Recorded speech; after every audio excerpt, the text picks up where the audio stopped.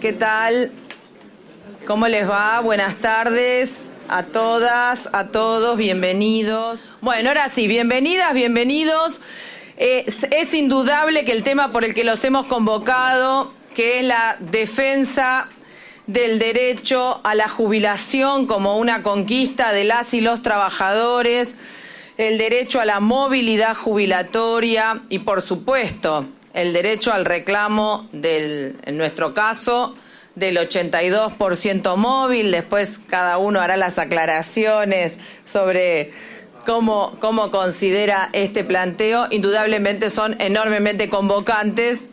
De allí esta exitosísima audiencia donde hemos invitado desde la banca del Partido Obrero en el Frente de Izquierda, hemos invitado a todos los sectores que quisieran tomar la palabra al respecto de este tema. Así que la convocatoria de esta audiencia pública es enormemente amplia. Vamos a ir presentando a todos los que están aquí y desde ya les agradecemos, y la idea es intercambiar y, bueno, también escuchar algunas propuestas, iniciativas que están en desarrollo. Por supuesto que hemos invitado en primer lugar a todos los diputados de la Cámara que quisieran venir de todos los bloques. Bueno, solo aquí tenemos representantes del Frente de Izquierda. Está el Chipi Castillo en nombre de Nicolás del Caño, que está en una actividad. Está Laura Marrone también en nombre de Izquierda Socialista, con los que integramos el Frente de Izquierda. Y iba a haber representantes, nos avisaron, de algún bloque que después voy a mencionar. Pero lo más importante es que hemos invitado a una cantidad de referentes de este tema, así que tengo aquí en la cabecera de la mesa, está Eugenio Semino, defensor de la tercera edad, está Néstor Pitrola, diputado mandato cumplido del Partido Obrero, pero además dirigente gráfico, está la doctora Andrea Falcone, especialista previsionalista. Aquí tenemos a Leonardo Fabre, secretario general del gremio APOPS, los trabajadores de ANSES, que también tienen mucho para decir sobre estos temas. Luciano González, de la mesa de la CTA, veo a Ileana Cheloto que se está sentando del AG de UBA, a Marcos Wallman también, de otras organizaciones de desocupados y de jubilados. Es de la coordinadora, de la mesa coordinadora nacional. Ahora ya a Eugenio Semino, defensor de la tercera edad.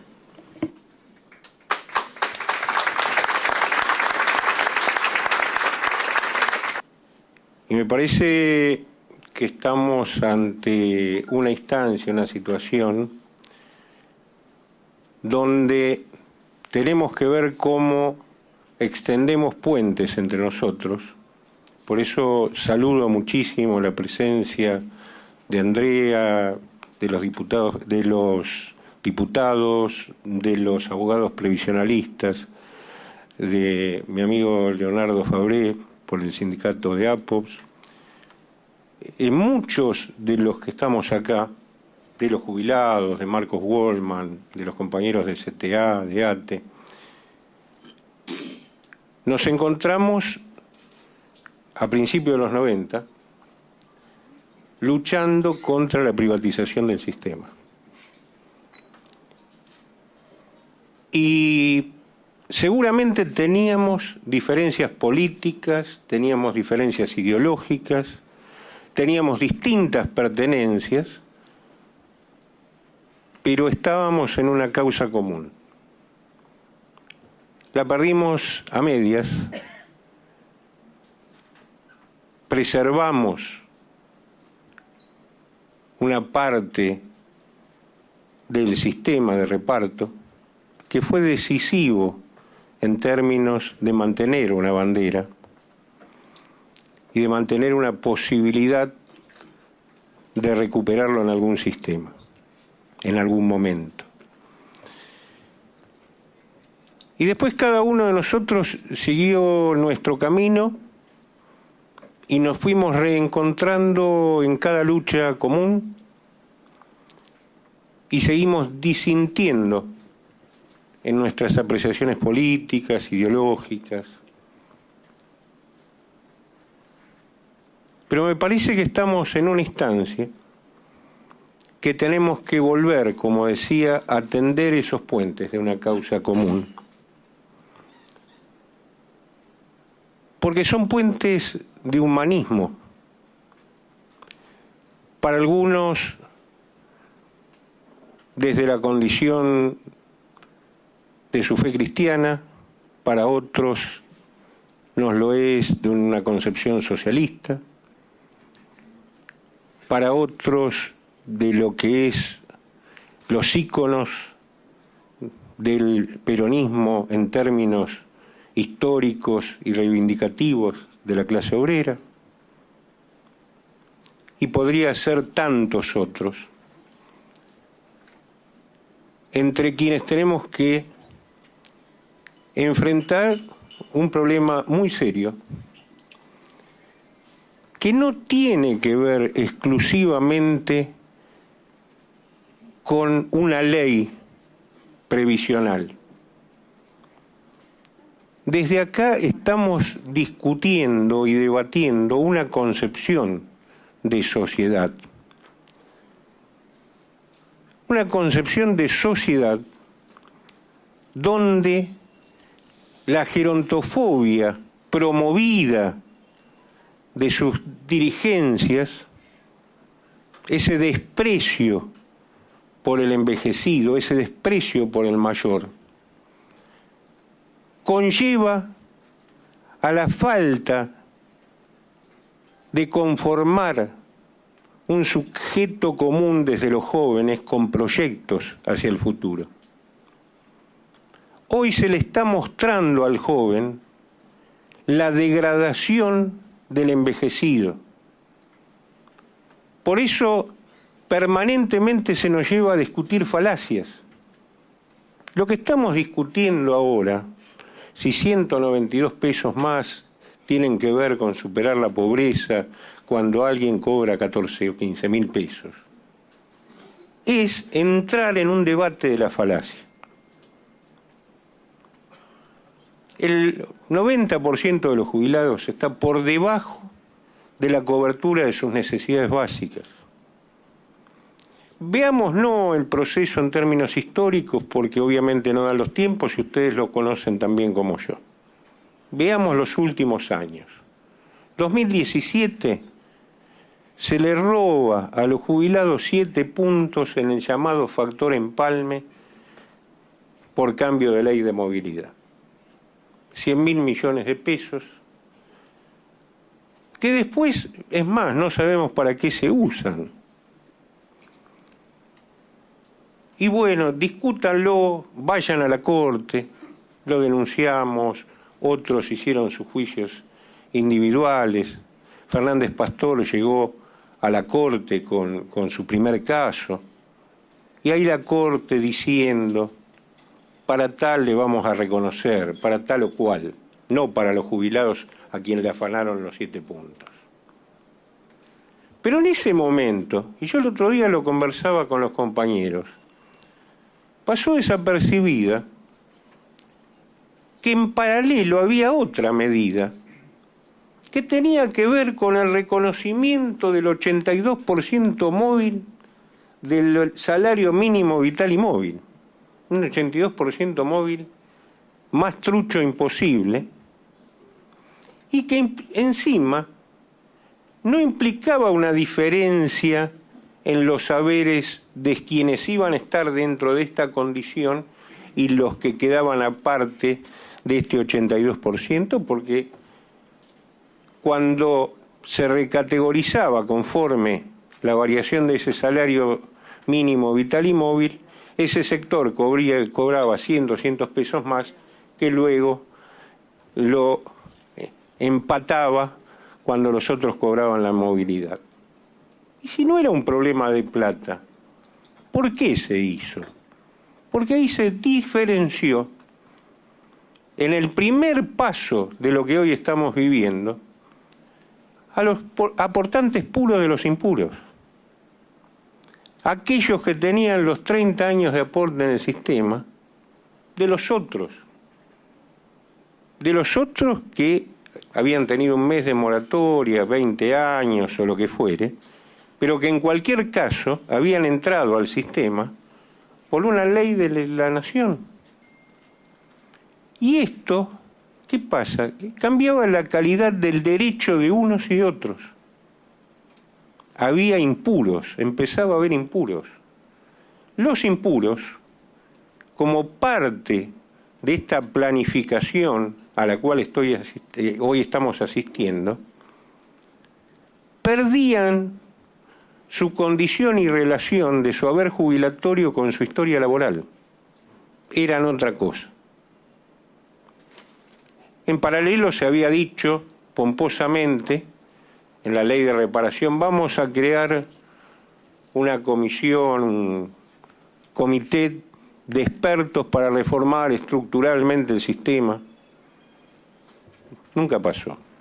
Hubo algunas reuniones de grupos menores, pero esto nunca pasó. Y lo que sí pasó entre 2018 y 2019 es que los jubilados y pensionados perdieron respecto a la inflación alrededor de 20 puntos de su poder adquisitivo. Obviamente que nunca, ocurriendo esto a la luz del día, se usó el fondo de garantía o el fondo de sustentabilidad para recuperar la cuantía, más allá que su reglamentación establece que cuando hay pérdida de esa cuantía, el fondo tiene que auxiliar al sistema. Un fondo que llegó a tener 63.000 millones de dólares, hoy tiene 23.000 millones, seguramente Leonardo tiene números más precisos que el que les estoy suministrando yo, y el 70% son papeles pintados, es decir, fue utilizado para diversos programas, para diversas deudas que contraía el Estado. Claro, y aquellas lluvias van trayendo estos barros. Vamos llegando a un momento donde esa ley que generó esa pérdida, que para nosotros es mayor, conforme nuestra canasta, son 4 o 5 puntos más de pérdida. Pero tomemos los índices oficiales para no ofender a los oficialistas.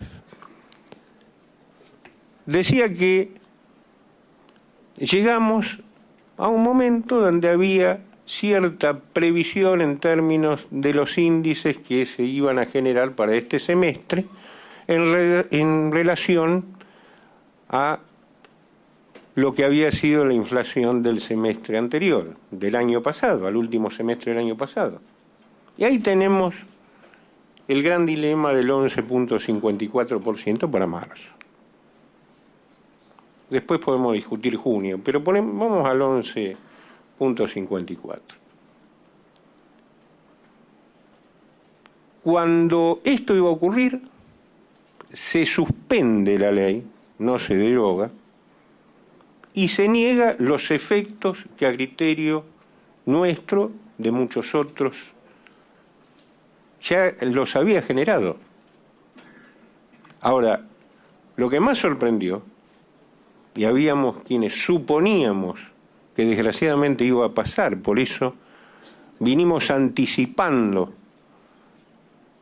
durante más de un mes que debían respetarse estos índices, y a su vez durante ese mes, mes y medio, 2 meses, se venía creando un estado de cosas donde los mensajes eran absolutamente contradictorios. Un día salió un funcionario y decía vamos a aumentar, decía, no reajustar, por una suma fija y un índice, etcétera, etcétera. Salía el presidente de la Nación a decir no podemos respetar esta movilidad porque es imposible pagarla. Hasta que conocimos el decreto. Y el decreto confirmó todo lo que suponíamos y genera lo que señalaba la diputada. Es decir, no solo un agravio en términos de aquellos que ven su haber reajustado por debajo de ese índice, sino que se dinamitan dos principios elementales de la previsión, que es la proporcionalidad y la equidad.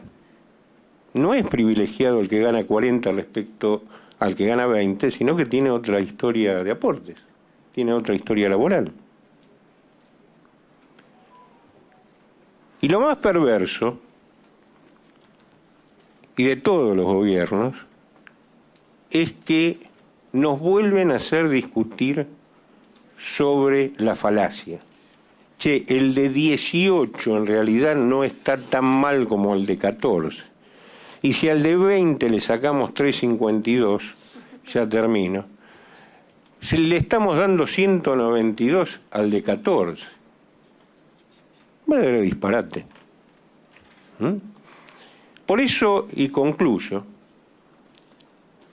digo, si ustedes conocen algunos, seguramente que no, porque el anonimato siempre va asociado al fascismo, de quienes me están puteando a través de las redes, hay que avisarles que ya está presentado el amparo, que ya no hace falta que nadie más firme, que vinieron 7.000 en 4 días y ahora tenemos 12.000, y que la legitimación no está en lado ni por los 7.000, por los 12.000, ni tan siquiera por la propia Defensoría, que la legitimación está dada por la jubilada, los jubilados que presentamos que están sufriendo el agravio, por las ONG de trabajadores que presentamos acompañando esta demanda. Está totalmente probada.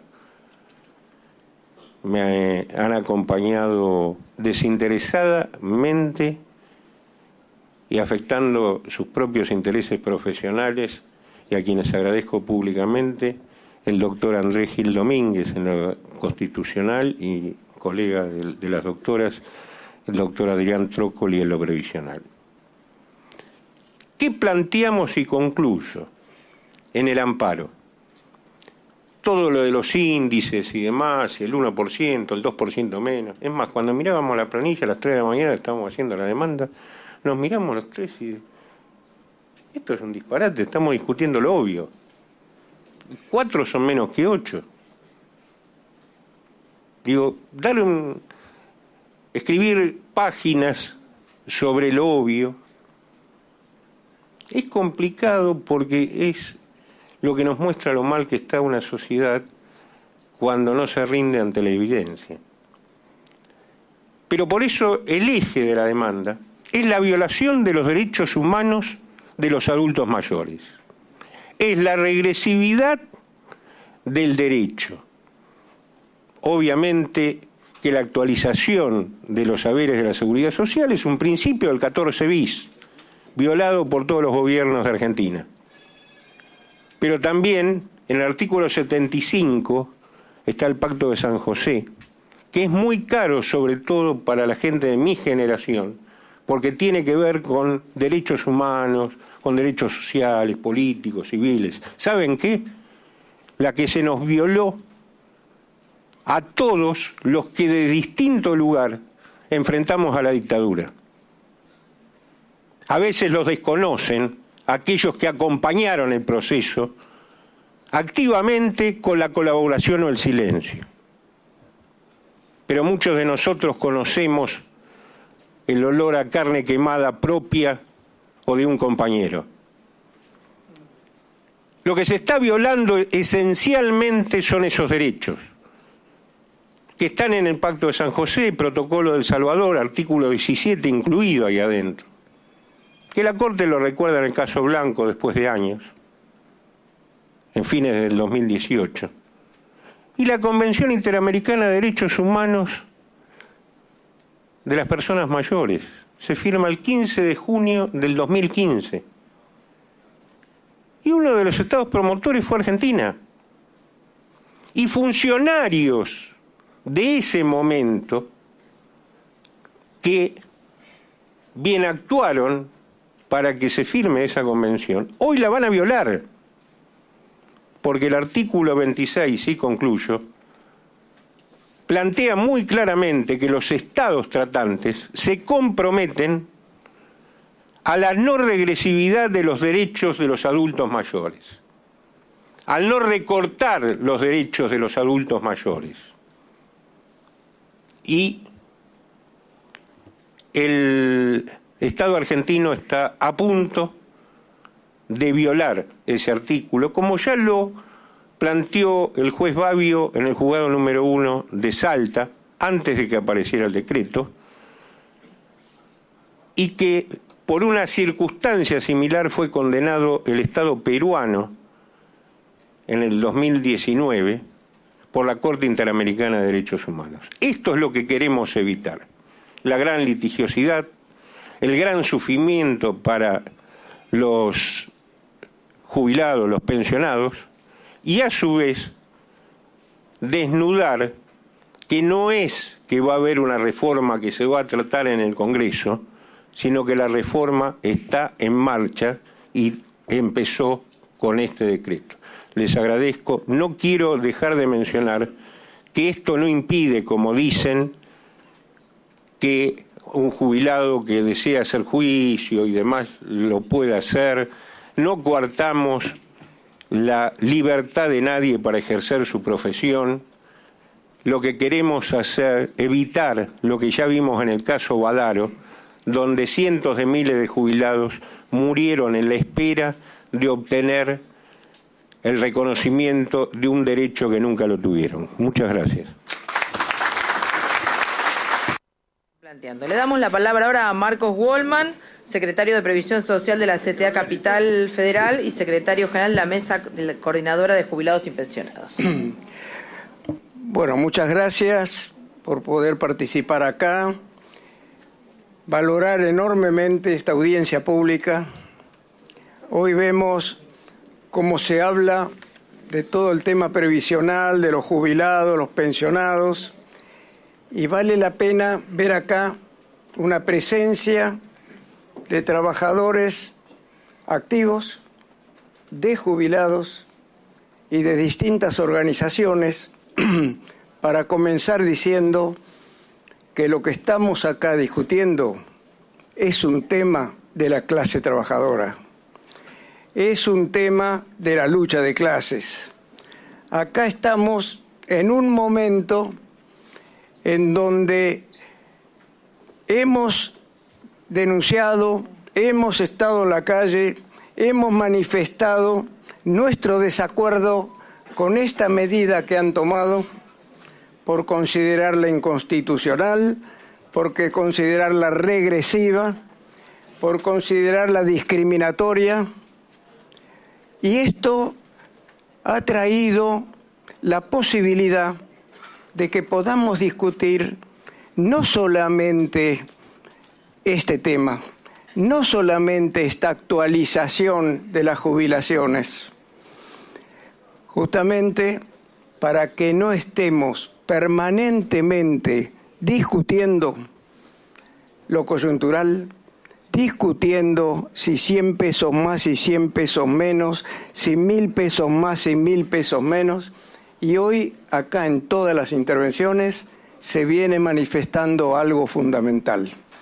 Acá estamos discutiendo los problemas estructurales, estamos discutiendo los problemas de fondo, estamos discutiendo el presente y el futuro del sistema previsional como producto de la lucha de la clase trabajadora.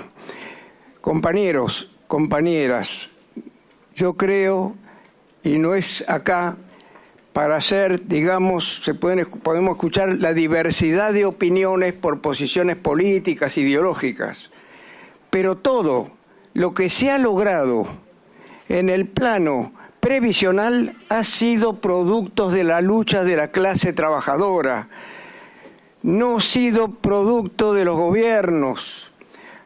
Cuando hablamos de luchas y de las conquistas, yo siempre hago mención a la experiencia vivida en los años 58, 59, y con esto voy reflejando, debe ser el mayor de todo lo que estamos acá, cuando la ley 14.499 del 82% móvil sobre el salario del trabajador activo ¿En qué momentos? En momentos de las grandes luchas obreras.